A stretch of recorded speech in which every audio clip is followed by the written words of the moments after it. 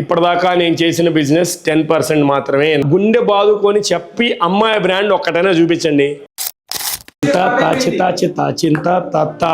Video కదా. నేను మన దగ్గర ప్రీఫిల్డ్ టబ్స్ ఉన్నాయి ఫ్రీజర్ లో, మన ఆర్గానిక్ క్రీమరీ స్టోర్స్ లో ఐస్బర్గ్ టబ్స్ ఎక్కడో దగ్గర మీరు చూసుంటారు. అవి నేను 2019లో చేసిన డిజైన్స్. అవి మీకు ఆ డిజైన్ బాగానే ఉందని కొంతమందికి అనిపించుండొచ్చు, కొంతమంది ఏంది ఇది ఇంకా అవుట్డేటెడ్ అని మీకు అనిపించుండొచ్చు. ఎస్, నాకు కూడా అవుట్డేటెడ్ అని అనిపిస్తుంది. అది ఎలాగంటే అది ఎప్పుడో చేసిన డిజైన్స్ కదా. నాకు కూడా పెద్ద పెద్ద బ్రాండ్స్ మార్కెట్లో ఫండెడ్ స్టార్టప్స్ నా కాంపిటీటర్స్ బ్రాండ్ ప్రోడక్ట్లు అన్ని చూసినప్పుడు we need to excel something అనిపిస్తుంది. So that is the reason మన హిమాయత్ నగర్లో ఈ టబ్బులు మాకప్లు అన్నీ కూడా పెట్టాము, చిన్న సెల్ఫీ స్పాట్ లాగా. వాట్ మై పాయింట్ ఈజ్, నాది ఇంకా కూడా ఇప్పటిదాకా నేను చేసిన బిజినెస్ 10% మాత్రమే. 90% is yet to see.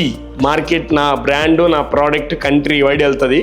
So దాని దృష్టిలోనే ఈ ప్రోడక్ట్ నేను ఇట్లా ప్యాకేజింగ్ డిజైన్ రెడీ చేశాను. ఈ టబ్బులో ఏం జరుగుతుంది, ఫస్ట్ ఐ పుల్ చేయడానికి కలర్ ప్యాలెట్ చాలా రిచ్గా పెట్టాం, అంటే ఎక్కడున్నా కూడా ఏంటి ప్రోడక్ట్ అని మీరు చూడడం కోసం. రెండోది ఇంగ్రీడియంట్ స్టోరీ FSSAI కాంప్లియన్సెస్ మేరకు వెనక పక్క ఎక్కడో న్యూట్రిషనల్ టేబుల్ దగ్గర ఈ ఆర్తార్ ఇంగ్రీడియంట్స్ అంటారు. నేను ఎప్పటి నుంచో క్లీన్ లేబుల్ అని కొట్టుకుంటా ఉంటాను కదా.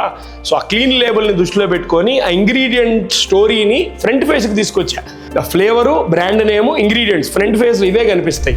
యావత్ భారతదేశంలో ఐస్ క్రీములు ఇలాగా గుండె బాదుకొని చెప్పి అమ్మాయి బ్రాండ్ ఒక్కటైనా చూపించండి. Thank you.